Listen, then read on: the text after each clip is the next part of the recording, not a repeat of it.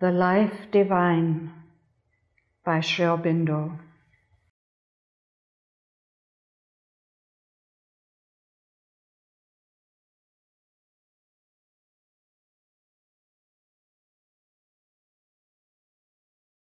Chapter 5. The Destiny of the Individual.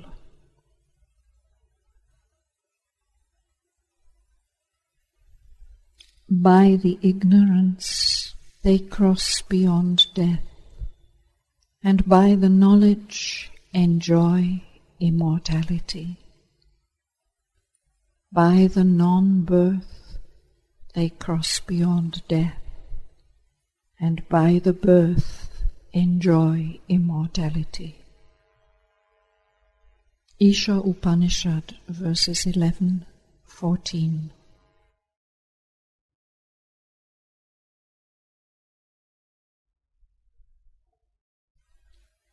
An omnipresent reality is the truth of all life and existence, whether absolute or relative, whether corporeal or incorporeal, whether animate or inanimate, whether intelligent or unintelligent. And in all its infinitely varying and even constantly opposed self-expressions, from the contradictions nearest to our ordinary experience, to those remotest antinomies which lose themselves on the verges of the ineffable, the reality is one, and not a sum or concourse.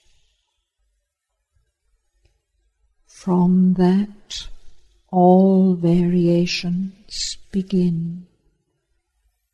In that all variations consist. To that all variations return. All affirmations are denied only to lead to a wider affirmation of the same reality. All antinomies confront each other in order to recognize one truth in their opposed aspects, and embrace by the way of conflict their mutual unity. Brahman is the Alpha and the Omega. Brahman is the one besides whom there is nothing else existent.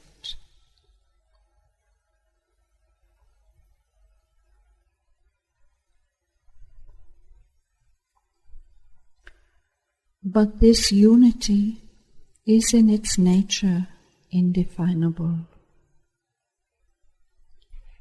When we seek to envisage it by the mind, we are compelled to proceed through an infinite series of conceptions and experiences. And yet, in the end, we are obliged to negate our largest conceptions, our most comprehensive experiences, in order to affirm that the reality exceeds all definitions. We arrive at the formula of the Indian sages, neti, neti. It is not this, it is not that. There is no experience by which we can limit it. There is no conception by which it can be defined. an unknowable, which appears to us in many states and attributes of being, in many forms of consciousness, in many activities of energy.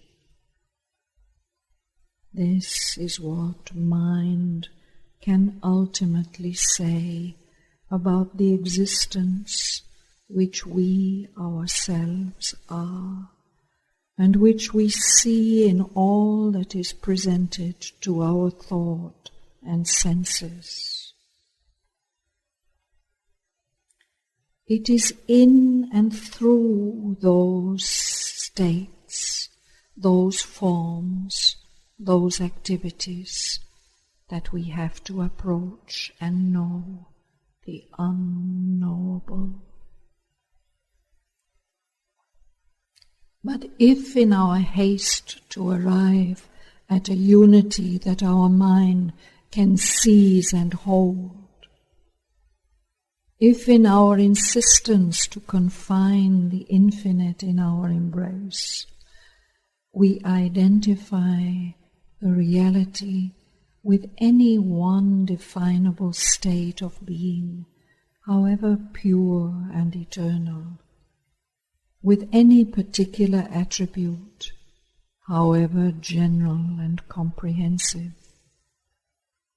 with any fixed formulation of consciousness, however vast in its scope, with any energy or activity, however boundless its application, and if we exclude all the rest, then our thoughts sin against its unknowableness and arrive not at a true unity, but at a division of the indivisible.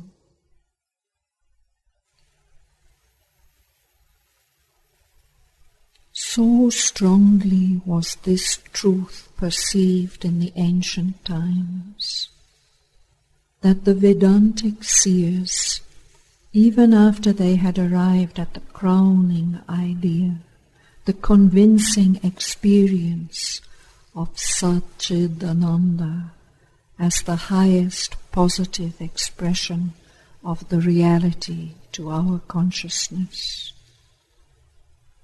erected in their speculations or went on in their perceptions to an asat, a non-being beyond, which is not the ultimate existence, the pure consciousness, the infinite bliss, of which all our experiences are the expression or the deformation. If at all an existence, a consciousness, a bliss, it is beyond the highest and purest positive form of these things that here we can possess, and other, therefore, than what we here know by these names.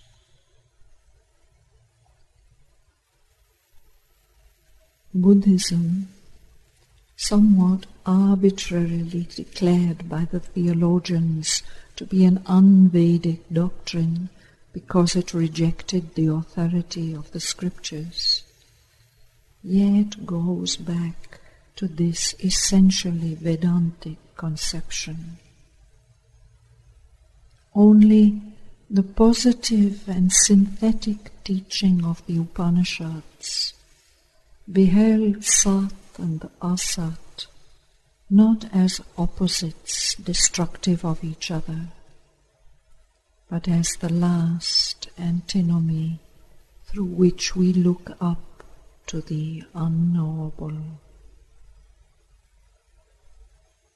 And in the transactions of our positive consciousness, even unity has to make its account with multiplicity, for the many also are Brahman. It is by vidya, the knowledge of the oneness, that we know God. Without it, avidya, the relative and multiple consciousness, is a night of darkness and a disorder of ignorance. Yet if we exclude the field of that ignorance, if we get rid of avidya as if it were a thing non-existent and unreal, then knowledge itself becomes a sort of obscurity and a source of imperfection. We become as men blinded by a light, so that we can no longer see the field which that light illumines. Such is the teaching, calm, wise and clear, of our most ancient sages. They had the patience and the strength to find and to know.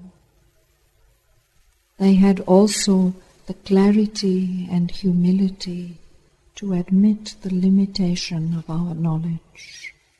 They perceived the borders where it has to pass into something beyond itself.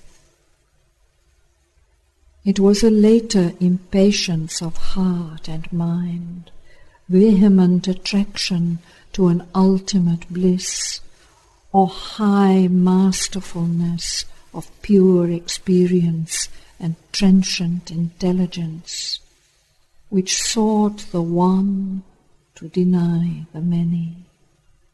And because it had received the breath of the heights, scorned or recoiled from the secret of the depths.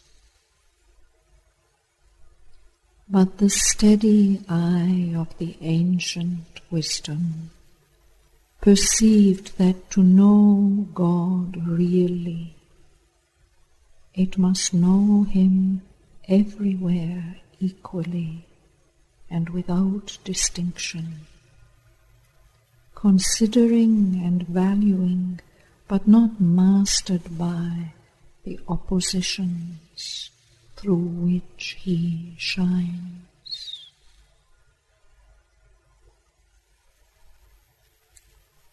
We will put aside then the trenchant distinctions of a partial logic, which declares that because the one is the reality, the many are an illusion, and because the Absolute is Sat, the one existence, the relative is Asat and non-existent. If in the many we pursue insistently the one, it is to return with the benediction and the revelation of the one confirming itself in the many. We will guard ourselves also against the excessive importance that the mind attaches to particular points of view at which it arrives in its more powerful expansions and transitions.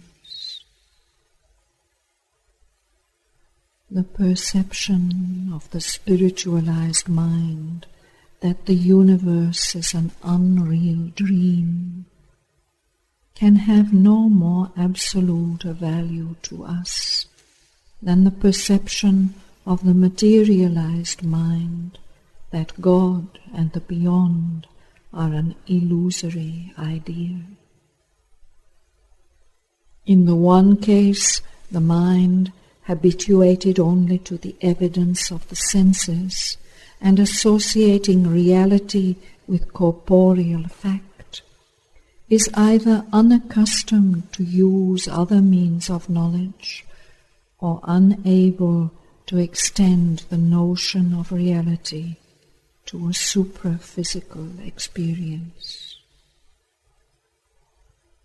In the other case, the same mind, passing beyond to the overwhelming experience of an incorporeal reality, simply transfers the same inability and the same consequent sense of dream or hallucination to the experience of the senses. But we perceive also the truth that these two conceptions disfigure.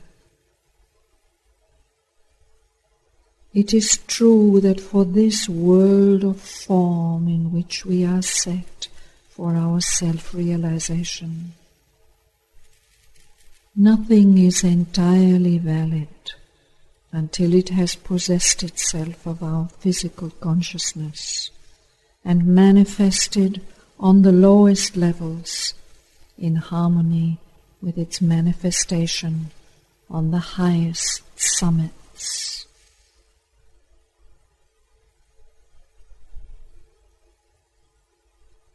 It is equally true that form and matter, asserting themselves as a self-existent reality, are an illusion of ignorance.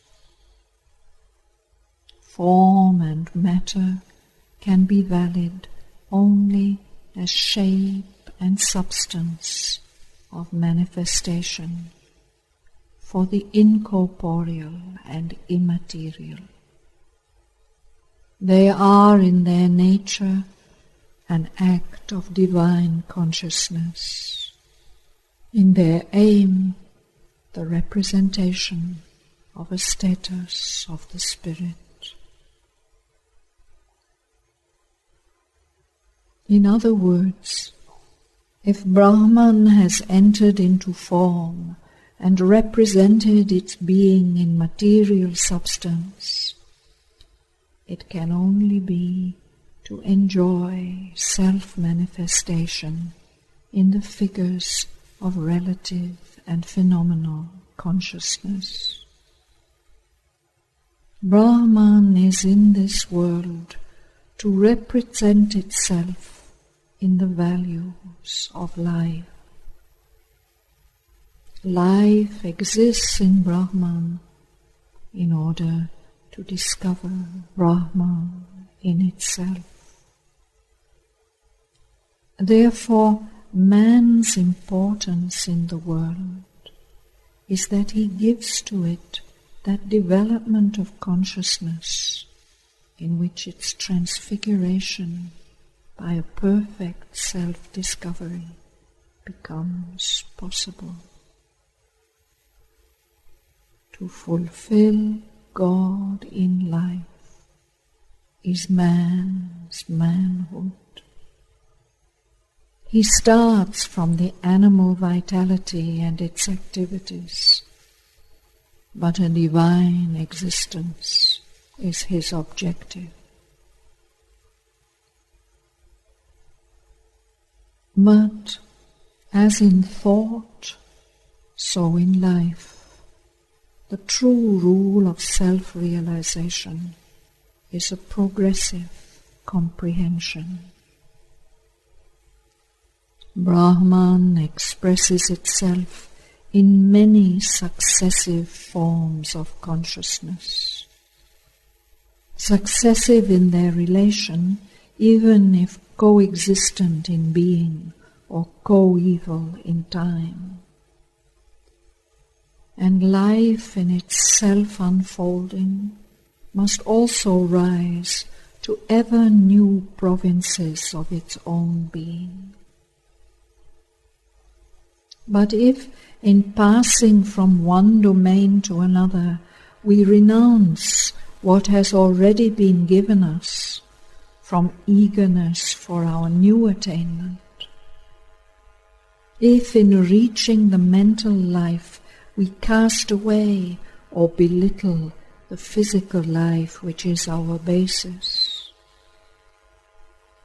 Or if we reject the mental and physical in our attraction to the spiritual, we do not fulfill God integrally, nor satisfy the conditions of His self-manifestation.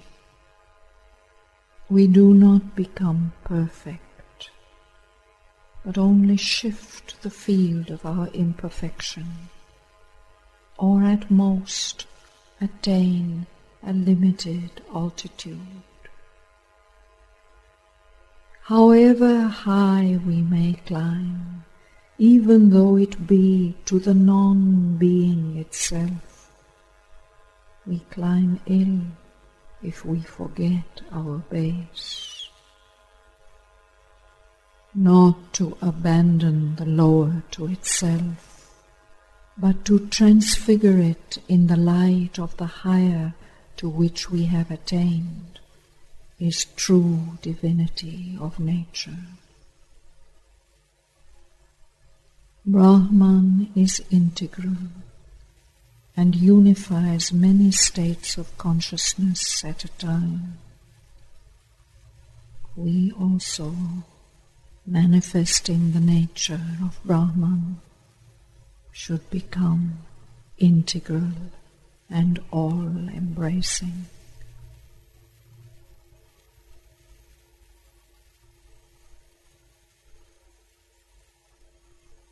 Besides the recoil from the physical life, there is another exaggeration of the ascetic impulse which this ideal of an integral manifestation corrects. The nodus of life is the relation between three general forms of consciousness: the individual, the universal, and the transcendent or supracosmic. In the ordinary distribution of life's activities, the individual regards himself as a separate being included in the universe, and both as dependent upon that which transcends alike the universe and the individual. It is to this transcendence that we give currently the name of God, who thus becomes to our conceptions not so much supracosmic as extracosmic. The belittling and degradation of both the individual and the universe is a natural consequence of this division. The cessation of both cosmos and individual by the attainment of the transcendence would be logically its supreme conclusion.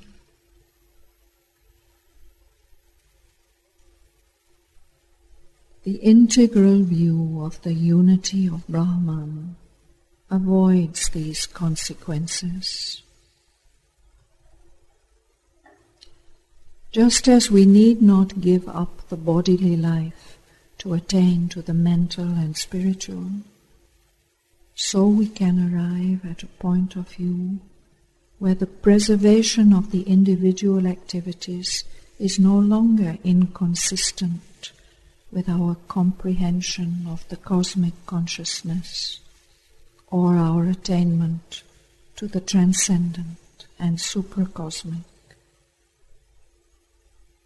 For the world transcendent embraces the universe, is one with it, and does not exclude it, even as the universe embraces the individual, is one with him, and does not exclude him. The individual is a center of the whole universal consciousness. The universe is a form and definition which is occupied by the entire immanence of the formless and indefinable. This is always the true relation, veiled from us by our ignorance or our wrong consciousness of things.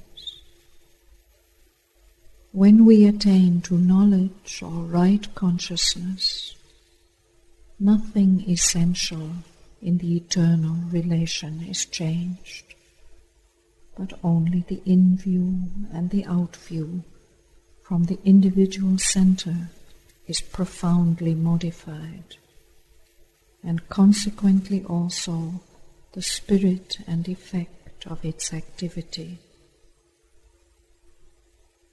The individual is still necessary to the action of the transcendent in the universe, and that action in him does not cease to be possible by his illumination. On the contrary, since the conscious manifestation of the transcendent in the individual is the means by which the collective, the universal, is also to become conscious of itself, the continuation of the illumined individual in the action of the world is an imperative need of the world play. If his inexorable removal through the very act of illumination is the law, then the world is condemned to remain eternally a scene of unredeemed darkness, death and suffering. And such a world can only be a ruthless ordeal or a mechanical illusion. It is so that ascetic philosophy tends to conceive it. But individual salvation can have no real sense if existence in the cosmos is itself an illusion. In the monistic view, the individual soul is one with the Supreme. Its sense of separateness and ignorance, escape from the sense of separateness and identity with the Supreme, its salvation.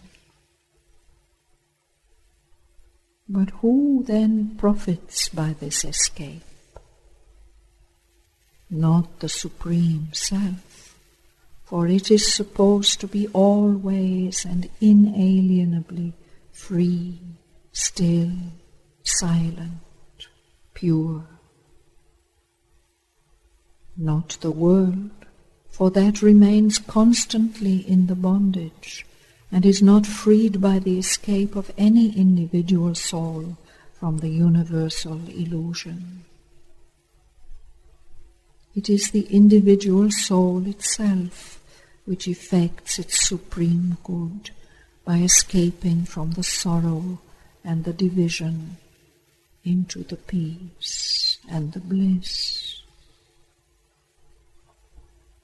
There would seem then to be some kind of reality of the individual soul as distinct from the world and from the Supreme, even in the event of freedom and illumination.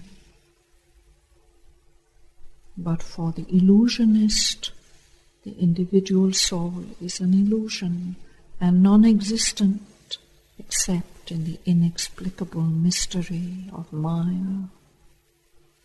Therefore we arrive at the escape of an illusory non-existent soul from an illusory non-existent bondage in an illusory non-existent world as the supreme good which that non-existent soul has to pursue. For this is the last word of the knowledge. There is none bound, none freed, none seeking to be free. Vidya turns out to be as much a part of the phenomenal as avidya. Maya meets us even in our escape and laughs at the triumphant logic which seemed to cut the knot of her mystery. These things, it is said, cannot be explained. They are the initial and insoluble miracle. They are for us a practical fact and have to be accepted. We have to escape by a confusion out of a confusion.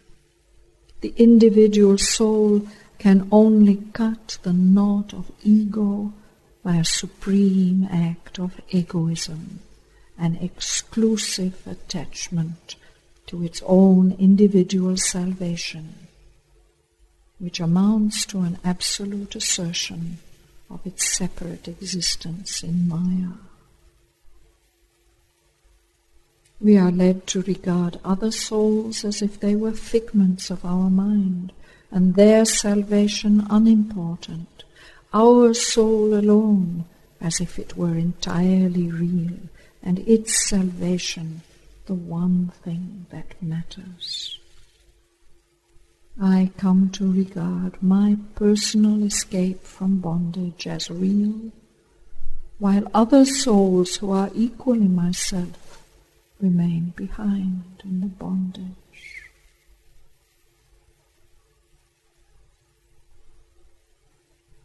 It is only when we put aside all reconcilable antinomy between self and the world that things fall into their place by a less paradoxical logic. We must accept the many-sidedness of the manifestation, even while we assert the unity of the manifested. And is not this, after all, the truth that pursues us wherever we cast our eyes, unless, seeing, we choose not to see? Is not this, after all, the perfectly natural and simple mystery of conscious being, that it is bound neither by its unity nor by its multiplicity? It is absolute in the sense of being entirely free to include and arrange in its own way all possible terms of its self-expression. There is none bound, none freed, none seeking to be free, for always that is a perfect freedom. It is so free that it is not even bound by its liberty. It can play at being bound without incurring a real bondage. Its chain is a self-imposed convention, its limitation in the ego a transitional device that it uses in order to repeat its transcendence and universality in the scheme of the individual Brahman.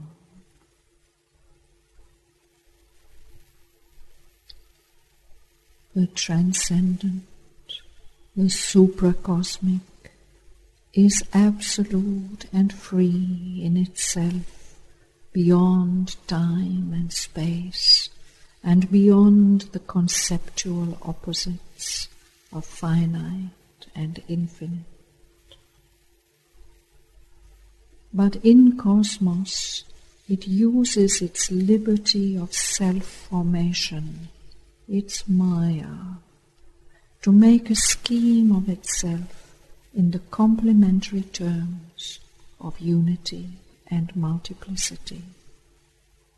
And this multiple unity it establishes in the three conditions of the subconscient, the conscient, and the superconscient.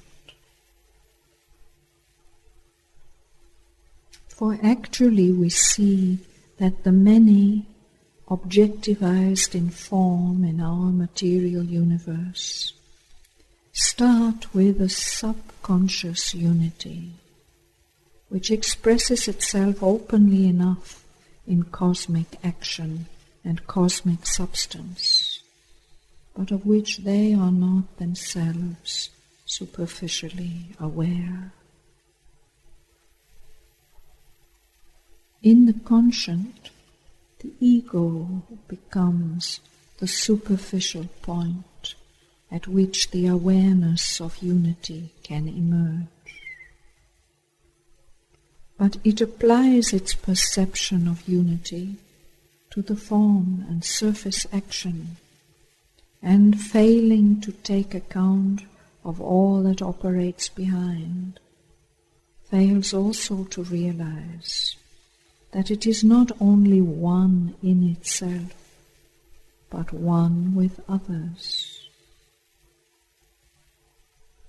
This limitation of the universal I in the divided ego sense constitutes our imperfect, individualized personality.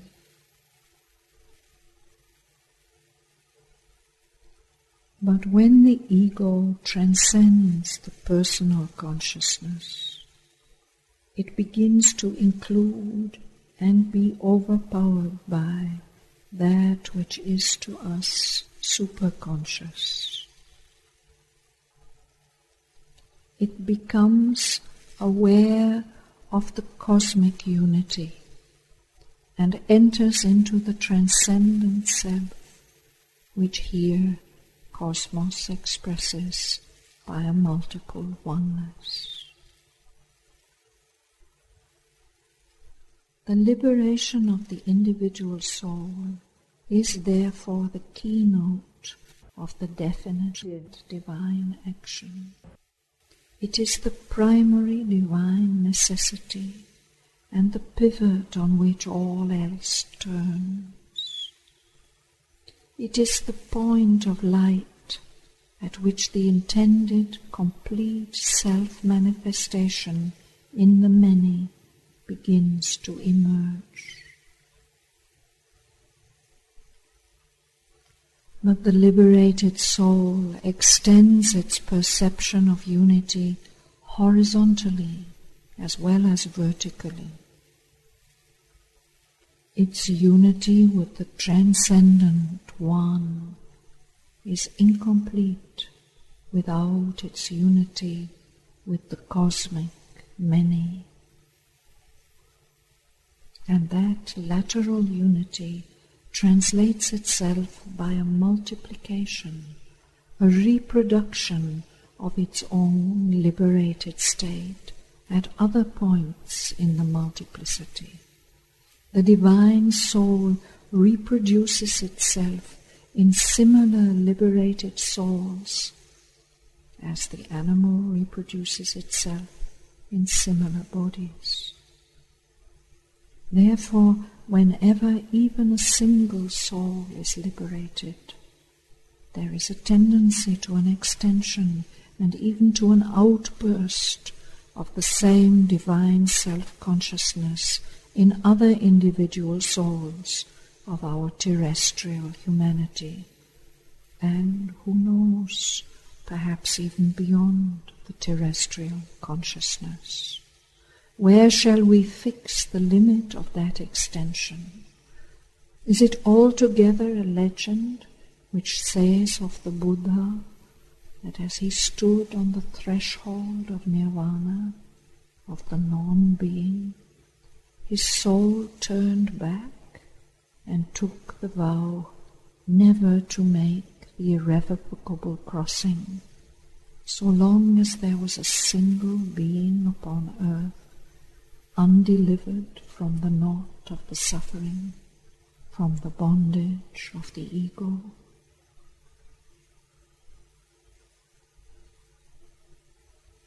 but we can attain to the highest without blotting ourselves out from the cosmic extension.